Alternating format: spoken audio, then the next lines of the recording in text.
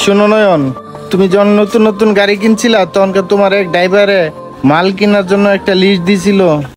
ভাই দেখেন না, নতুন 4টা গাড়ি কিনছি, এই মালগুলো লাগবে, একটু দেখেন তো। হ্যাঁ, মাল তো আছে। এই স্লিপটা তোমাকে কে দিছে?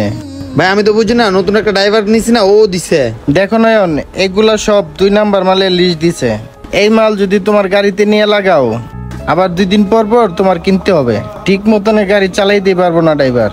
মাল কিনতে কিনতে তোমার মিস্ত্রি বিল দিতে তোমার যে কয়টা লাভের অংশটা এটা তুমি খুঁজে পাইবা না। আচ্ছা ভাই আমি বুঝছি, ওই অশিক্ষিত ড্রাইভারের কথা বাদ দেন, যেটা ভালো মাল আপনি ওইটাই দেন। নয়ন, ভালো মাল কিনতে হইলে টাকাটা একটু বেশি লাগবে। আচ্ছা ভাই, আপনাকে টাকা নিয়ে কোনো টেনশন করতে হবে না, আপনি আমার এত বড় একটা উপকার করলেন, আর আপনার সাথে আমার টাকা নিয়ে কি বাঁচবো? আচ্ছা নয়ন, ঠিক আছে, তোমার লিস্টে যে মালগুলো লেখা আছে ওখান থেকে 2টা মাল শর্ট আছে। তুমি বিকেল বেলা আইসা নিয়ে যাও, আমি সবগুলো মাল রেডি করে রাখবো না।